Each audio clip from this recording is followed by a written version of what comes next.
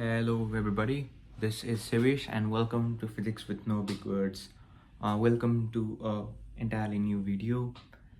Today, in this video, we will talk about some properties of an object. Okay. I have I have an object here. Let's consider this as an object, as something that has physical properties. Okay, so what may be some of the physical properties? One could be its weight, its mass. Weight and mass are completely different things. We'll cover that tomorrow. um, First thing, its mass, so how heavy it is, so that's one physical property. Second is its length, how long it is from bottoms to up.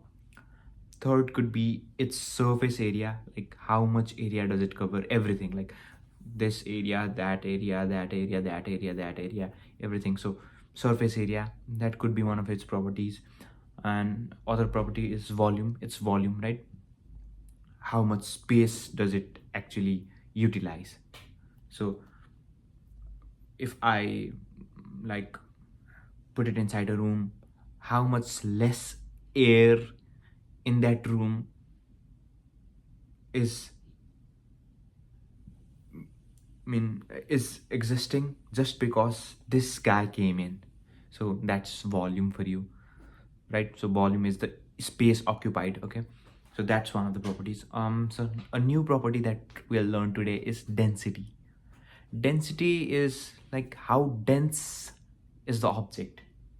Like, let's say this is an iron bottle, but if I have the same volume of bottle, or like the same size bottle, but it's a plastic one, which would be dense, which would be more compact?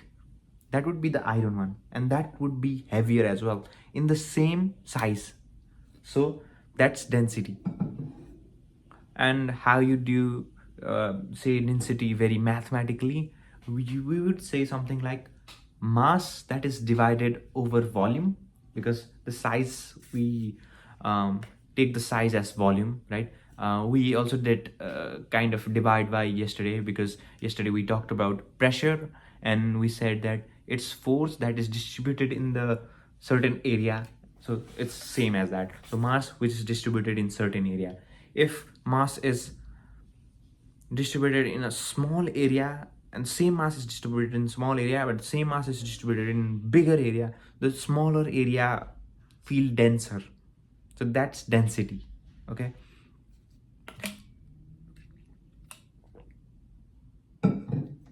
okay, so we talked about density. Now let's talk about one special property of any object. So this holds for every object. Okay, that property is called energy. What do you think energy is in a very natural sense? In a very natural setting, we say energy is my enthusiasm to do something. That's energy. My enthusiasm is energy.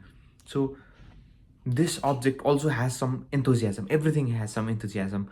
It's just that they can't express it. So everything has some enthusiasm, and we can actually use those enthusiasm to do some work. And this little boy can also do some work. So that work would be pushing something, so that work would be holding something. So all those sorts of work this little guy can do, just because it has energy. Okay, so yeah, that's energy. Everything has everything has energy. And also I also have energy.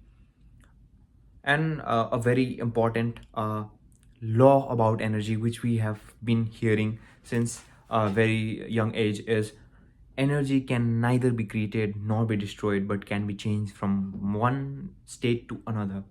It's like energy cannot be like created, added upon. So the total energy of the universe is the same. It's just that one form of energy is being converted into another, and another form of energy is converted into something. So I have certain energy. How do I have certain energy?